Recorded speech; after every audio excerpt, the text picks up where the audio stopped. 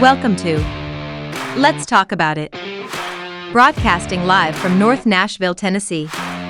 North Nashville spans from Metro Center down to the border of Bicentennial Mall, including the neighborhoods of Bordeaux, Buena Vista, Parkwood Estates, Germantown, Haynes Manor, Jefferson Street, Fisk Park, Cumberland Gardens, Oak Valley, Enchanted Hill, and many others. It's perhaps best known for the 3 universities housed here, including Tennessee State University, Fisk University, and Meharry Medical College. North Nashville is also home to the Tennessee Titans practice facility. The Tennessee Titans will begin construction on an expansion project at St. Thomas Sports Park, which will almost double its current footprint in Nashville's Metro Center neighborhood. The plan includes 60,000 square feet in additions, including a new building situated along one of the practice fields, and major renovation of spaces within the existing 75,000 square foot building. Now live from North Nashville, Dr. William Head. Let's talk about it. Good afternoon, ladies and gentlemen, and welcome to Let's Talk About It on NorthNashvilleTV.com. Today we have with us the retired Senator, Mrs. Brenda Gilmore. Thank you, Coach Ed. It is an honor to be here, and thank you for your investment in young people over the years. But I am delighted to be here with you. It's taken a while, but we go for quality, not quantity, don't we? Absolutely, absolutely. One of the things that I've always admired about you, and you have shown it to the end, you are currently undefeated. So you retired. You were not defeated. So they can never take that from you. I appreciate that, and I thank God for it. I've run for a lot of office. Metro Councilwoman, 8 years, a state rep for 12 years, a state senator for 4 years, and even before that, as an executive committee woman for about 8 years, and I never lost an election. God really has been good to me. And the people of this great district of where we're sitting now have been good, and that's why I've always worked hard so that I wouldn't let them down, because they have always been good to me and sent me back to every seat that I ever ran for. Well, that is amazing, in that people voted for you because of your character and your work habits and your ability to get things done, not because you're some demagogue. But we won't get into that till later in the interview. Okay. When you first ran for office, as you just mentioned, what were your greatest challenges that you had to overcome? The funny thing of how I didn't grow up saying I want to be a state rep or I want to be a state senator. In fact, I wanted to be a math teacher.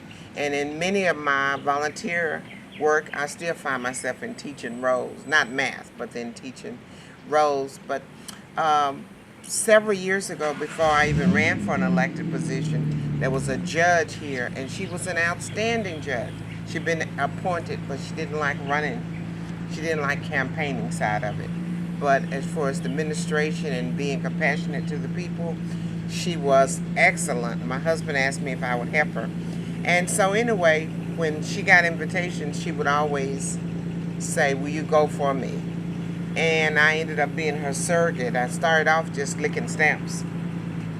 I ended up being her surrogate, and people kept saying, you should be the one that should be running. And I think I came through that era where young people or young women needed that encouragement. And now that's why I always encourage young people and young women specifically. If it's something they see that they want, do it. Don't wait till somebody say it's your time. Just jump on in the ring. But that's how I got into it. I was over here, then it was the Kings Lane School. I was working for Vanderbilt. I had about 50 cards, business cards in my purse. I probably wasn't supposed to do this, but I flipped them on the reverse side and said, "Vote for me, Brenda Gilmore, State Executive Committee Woman." And that night I won my first position, and didn't cost any money at all. And the rest is history. After that, I enjoyed being elected official so much that I continued to run on each level, the local level, state level, and retired in 2022 as a state senator. Well, that story there, in and of itself, should be inspirational to young women from the standpoint that you don't have to begin at the top to get there. Right. Different people take different routes. That was the one that I chose because there was term limit in Metro Council. I enjoyed being a public servant, and I like to refer to myself as a public servant rather than a politician. I enjoyed it then. That's why I decided to run for state rep. And I ran against incumbents and won all of those races as well. As again, I give all the credit to God and to the great people of North Nashville and Bordeaux. And in fact, when I first won state representative, parts of Green Hills was in my district, part of West Nashville out at Park Avenue out in that area, and East Nashville. It's since changed a little bit, the configuration, but each time I've knocked on doors, I encourage anybody that wants to be an elected official, do the hard work and they will get elected. The hard work is getting out there in the sun and knocking on doors and sharing your message with the constituents in that area. The great thing that I noted about your efforts to get elected was that you always ran on a positive note. Mm-hmm. You did not try to tear your opponent down. You did not talk down people who were in similar positions. You were always selling the upside of what you were doing. Tell us the driving force behind that. It is my belief that if you work hard, people recognize and appreciate hard work, and everybody is not going to do that. A lot of people like to take shortcuts. If you get out there and you work hard, people will recognize that, they will appreciate that, and they will reward you as a result. You don't have to tear others down to make yourself look good. They will recognize those qualities in you. And then when you get elected, you can't stop working hard. A lot of elected officials, once they get elected, they go away. You never see them anymore. But I never did that. I tried to stay visible and responsible to my constituents. And I remember one time I got invited somewhere and my husband said, "You don't have to go everywhere." And I said, "Yes, I do. People have been good to me and I owe it to be good to them." As a woman, Mm-hmm. and more specifically as a black woman, walking into the House of Representatives as you started continued your climb up the ladder in public service. What kinds of challenges did you meet from the folks who thought they had all the power in the world, and you sort of changed the direction of all of that? When I was first elected to the State House, the balances between the conservative and the progressive was a little bit different, and I think that I felt like that I was recognized for my skills and my experience. And then after President Obama was elected, I think people came from everywhere, went down the ballot and voted for every conservative person that they saw on that ballot. And as a result, it was a struggle to get your good bills out. It was a struggle to be appointed to good committees. And after that, I didn't chair a single committee in the House. So it was a little different being from a red state with a very conservative legislature. I'm not sure that they recognized, again, progressive legislators. I don't know if it had to do with my color. I think it more had to do with my party affiliation. Well, you had the fact that you were a female. Yes. The fact that you were black female, and the fact that you were a Democrat, Yes. and you were a progressive individual. Did you face any, shall we say, folks who wanted to try to bully? I did, but we had some legislators that were there and that would have your back when they saw instances where they felt like women were not being treated fairly or were being disrespectful. So they always came to the rescue. And of course, it doesn't take long when you're in that environment where you learn to speak up for yourself as well. Yeah, it's a continual battle when the majority of the people in the room are just the opposite of what you are. The level of thought that they have is just the opposite of what you are.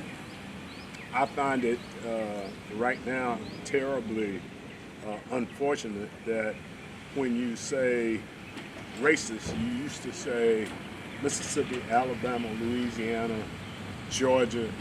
Now you can say right here at home. That's right. Probably the most illustrious. Now that's not the word, because that says it's something good. Probably the worst part of it is being in a state that you've been proud of all your life, and you find yourself looking at yourself and it does not look good. We've had some of the most regressive legislation aimed at putting people of color down, women, and that was one of the things that saddened me. I think the saddest day that I had in the legislature of all the years that I spent up there was the day that we criminalized young people for protesting. And that just really, really hurt my heart. Because when you look back over Americans' history, anytime that there's been dramatic change, it's always been young people who've been out there and caused that change to happen. And we passed some legislation that's saying if they can't lay down and sleep on state property. You can't protest after a certain length of time. You can't even take a marker, a chalk, and draw something on the sidewalk, which we know if it's a heavy rain, it's going to wash that away. And that was really, really a sad day for me, because when I looked out right after the George Floyd killings, I saw white children out there, I saw Asians, I saw African American children out there, and they were marching and trying to send a strong message that they wanted equality for all. But it was mostly white men led the charge to pass horrible legislation that would suppress those young people and actually penalize them. In some cases, they would end up with felonies on their records for doing that. Well, I'm no lawyer, but that seems like a issue of First Amendment against First Amendment rights of those young people to speak what they believe and demonstrate for what they believe. It's still standing up, I guess, until somebody challenge it. It still will remain law. So in this state right now, if you want to protest the level of anything, you're in dangerous waters. Yes, if you're not very careful, you are in dangerous waters. And whatever you're doing, you got to be finished with it at least by 10 o'clock in the afternoon. So what it sounds like what happened after they put the young man out of the House of Representatives. They passed a law that teachers could carry weapons in school, and then had bulletproof glass installed in the Capitol. Now that is a total offense. It's very offensive that you would protect you, but leave children out in the wind. I was Representative Justin Jones and Representative Pearson. Right. Justin Pearson. And I'm very proud of both of those young men. They stood up for what they believed in. They were fighting that we pass sensible laws and protect our children. And as a result of it, they got expelled from their seats. And even now, after the people voted for them again, they still have passed policies within that house where they can silence them. But young people of this generation will not be silenced. They will find out some way to speak and to get that message out. So, and I'm so glad that the community rallied behind those young men. The most wonderful thing that exists now, as it relates to young people's ability to organize and get people moving, is the internet and the cell phone. We are in an electronic age, and they cannot stop the information from moving. No. The state House of Representatives, one of the representatives told a gentleman who did not vote for the expulsion of Ms. Johnson, said, "You made us look like racists." And my response was, "Just like you look every day."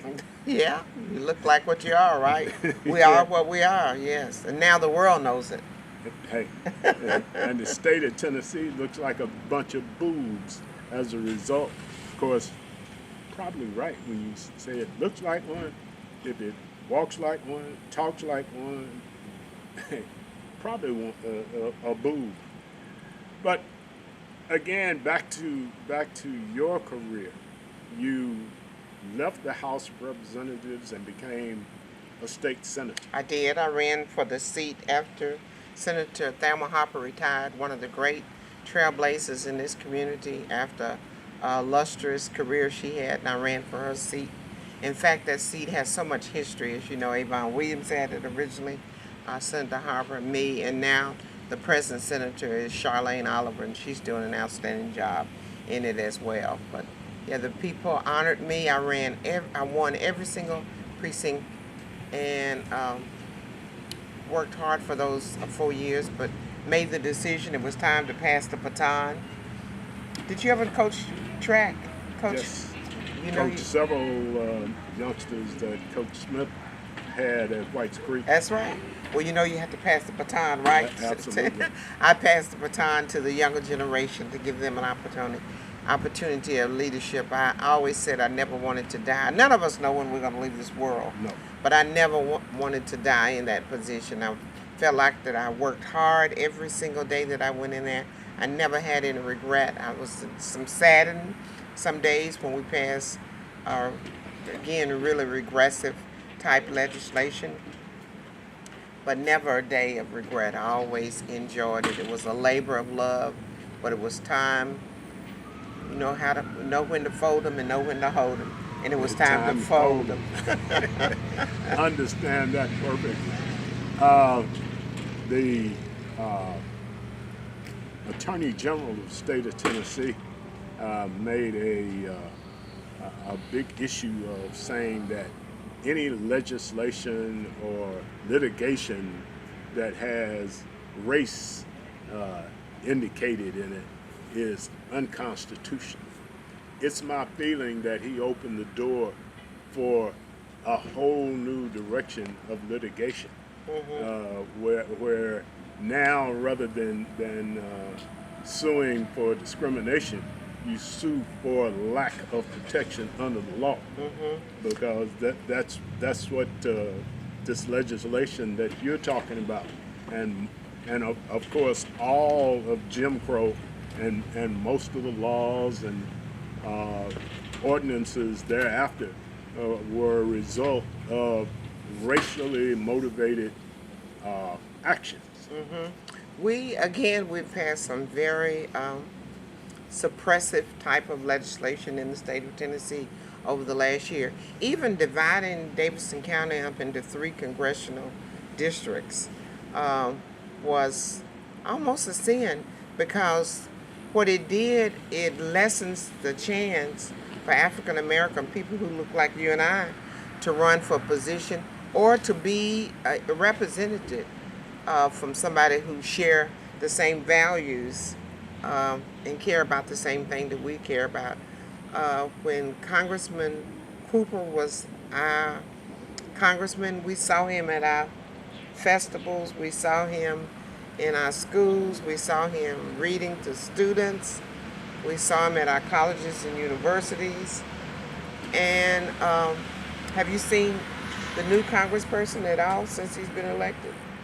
I don't even know who it is. That's my point I'm trying to say. We don't have any shared values, and it makes it very, very difficult.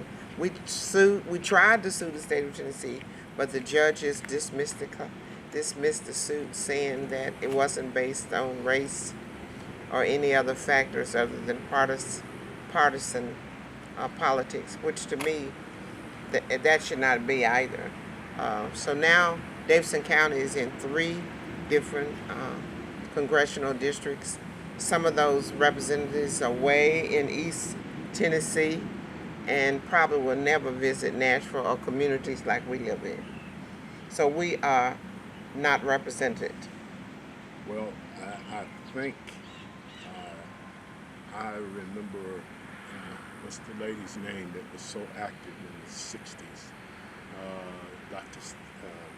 C.E. McGool. Mm-hmm. In the NAACP. Yes. Mm-hmm. I think we've got to go back to attacking these problems head on and not waiting for them to fester and grow into a boil and then burst before we respond. We have an issue now, according to the black newspaper in town, at the university, at Tennessee State University. The governor, back a year and a half or 2 ago, when all this thing first popped up about funding, said that he's not going to send money to Tennessee State with the folks that they got handling the money now, which tells me that his intention is to turn the administration as Republican and white as he possibly can. And I have no problem with them being white. I have a problem with them being fair and just in their administration. You have been a great supporter of Tennessee State University. I love Tennessee State University. My undergraduate's from Tennessee State University, and I can't say that was the intentions of Governor Lee. I don't know about having a white president or making it a Republican speak, but I will say that over the years, Tennessee State has not received their fair share of funding. A recent federal report said that they owe TSU $2.1 billion. That's with a B. Yes, that's with a B. The report that the study that Representative Harold Love co-chaired, and I was a member of it, said that the state of Tennessee had not funded TSU anywhere between $500 million. And so Governor Lee did appropriate $250 million, but that's just a drop in the bucket compared to how much they owe TSU. And the thing that makes it so sad, it gives it the perception that over the years that TSU has mismanaged. But what it is, had they had their adequate funding, the proper funding, their fair share of the funding, then they would have been able to get new dorms. And they would not have had to take money from operating budgets to spread it out over all the other areas. So spread it so thin you could see through it. The insult that I find in the governor's evaluation of the administration of Tennessee State University is you give a group of people a third of what they're supposed to have, and you give their rivals exactly and even more, and then you criticize the folks you gave a third of what you were supposed to give them for administrative problems. Well, let's see. They have been successful at continuing to graduate young people who can go into the job market Correct. and compete. They continue to produce folks who, like you, have gone up through the ranks and done things that have never been done before. They continue to produce folks with great talent. So with a third of what you were supposed to give them. They performed outstandingly. And as Coach Smith, you said you worked with Coach Smith, he used to say that they're making bricks out of straw. Without straw. Yeah, that was one of his things, that Tennessee State continues to make brick without straw. Yeah. So he was, and he was vociferous. He would not be shushed. He would not be quiet, and he made some major enemies over that particular point. And like him, I'm too old to worry about enemies now. Correct. The enemy is time. Yes. You can't do anything more to me than time will do. And I was just about to say, and the sole purpose of TSU that was built, it was because at the time, the white community did not want those students to go to University of Tennessee and the white universities, and that's why TSU was built. So, as all the land-grant universities across the country. So, it's really sad that they have not been adequately funded. They do an outstanding work now, but they could have been even more outstanding had they had the money to work with. Well, the point I made about the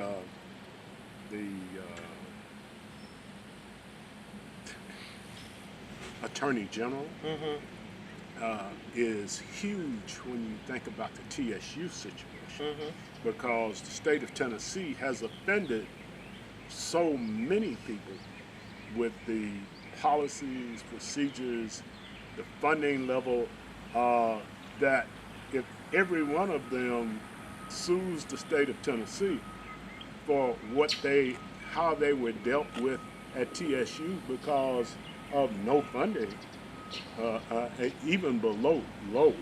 When you say low, you're getting some of what you need. The state of Tennessee has so badly wounded Tennessee State that they wonder how it continues to survive. Well, I would say just God, wouldn't you? And Absolutely. And some hard-working administrators and teaching staff. I was also going to share with you too that I heard on TV that over 1,000 books had been taken out of our libraries, based on some laws that we had passed, that nothing in there should be offensive. And some of the books that they've taken off the shelves are books that have won all kind of awards. We're denying our children, I think, adequate education, because when they take these standardized tests, some of the things that they're going to be asking may be in the books that they've already taken off the shelf. Tennessee also is the only state, the one state in the whole United States where we put people in prison because they cannot pay child support. And while they're in prison, the child support continues to accumulate. So when they come out of prison, some of them owe thousands of dollars. And I'm not saying that they should not pay child support. I think they should man up, take responsibility, get a job, and pay child support. But certainly, if you're in prison, you cannot work. And if you're in prison, then all the money that it continues to accumulate, when you come out, you probably will never be able to pay that mom and those children any money at all. It puts serious pressure on young men and ties up their lives for at least the first 40, 50 years, because the only way you can pay all that out is over time. even after your children are past 18, you're still expected to pay the child support, and I have no problem with that, but I have a problem with telling a man that he's got to pay something, and then you take away his opportunity to work. Correct. So now he becomes a criminal trying to pay for something that he can't pay for otherwise. Exactly, yeah. So we even passed some legislation one time that says if you get behind in your student loans, we take your license away. Now, what sense does that make? Because if we take your license away, how are you going to work and pay it back? So it's just a round robin of foolishness. That's the only way I can describe it. You almost made me say exactly what it was, but I'm going to decline at this moment. The overall atmosphere in the city is one that is tolerant to discrimination, and I look at the fact that all of the building, all of the money that is being made, and all of the opportunities that are being had, we, folks of color, are not availed to those opportunities. I think that there's some who are doing very, very well, but on a large scale, I would agree that we don't always get the opportunities to get the resources to move from one class to another class to a better quality of life. I would have to agree with that. There are some, though, who are doing, I guess it's the haves and the have-nots. Some are doing very well and have taken advantage of the opportunities that come their way, and then there's others who wanted to start small businesses and have just not been given that opportunity. When they get up at the starting line, sometimes the rules are changed. Oh, well, every time we go somewhere, we get to the point where we can meet the requirements. All of a sudden, oh, well, that was last week. This week, it's this way. So you worked for months trying to put yourself in position to be able to access the necessary resources, and then the rug is pulled out from under you right at the last moment. As soon as the powers that be see that you're getting to the point where you understand what's going on and know how to play the game changes. Exactly. Before we end, though, Coach, I do want to encourage people, I'm not sure when this is going to actually play, but to get out and vote like your life depends on it, because in some cases your life really, really is depending on it. When we look at Project 2025 and the policies that will be implemented over the years, if a conservative person's ultra-conservative person ends up in that White House, then we will be paying a severe penalty. We're looking at Project 2025 is a document of 922 pages. Yep. It's doing away with the Department of Education, the Department of Labor, a lot of the civil rights departments, affirmative action, reducing Medicaid, reducing health care. It's even reducing and in some cases abolishing free lunches and breakfast for our children. Now, how can children learn when they go to school hungry? So I'm really encouraging people to get out and vote early. Early vote starts October the 16th through the 31st, and of course election day is November the 5th. Vote. And just don't go out and vote by yourself. Take at least 5 people with you.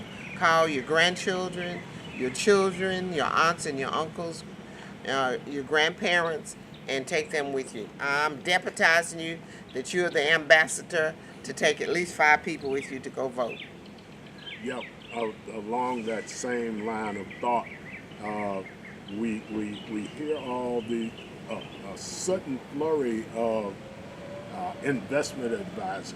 That everybody's trying to get you to invest in something.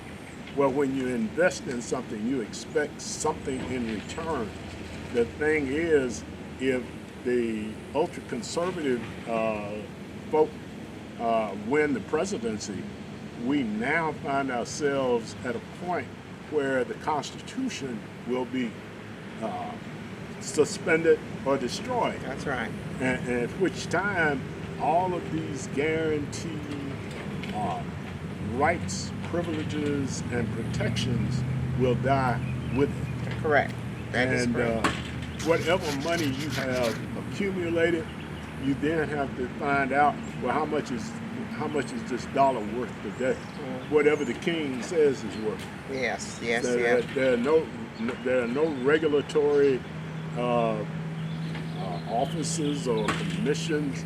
There are no definite rules, regulations, or anything else, because we're going to do what we want to do despite you. Because it's giving all the power to the president. And again, nobody should be above the laws, whether you're the president, which is the highest office in this land. Certainly we respect that office, but nobody should be above the law. It even, Project 2025 even recommends that many of the civil service, those protected classes, they would certainly go away, and there would be appointees that be responsible for reporting to the President of the United States. So again, vote like your life depends on it, because it really does. It does.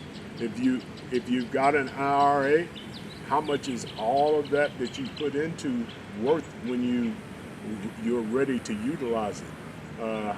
How much Social Security are you going to receive since you paid all this money into it? And 2025 is saying that the Social Security is not going to be there for you. It's telling you that you're going to have to work longer. That's right. And retire later. If I work longer, then when I retire, I have a shorter period of time to enjoy the fruits of my labor. Mm-hmm. So this is going to be, usually people want to point to black and white. There is no black and white in this election. It's all about green and power.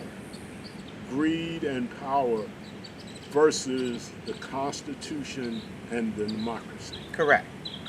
So correct.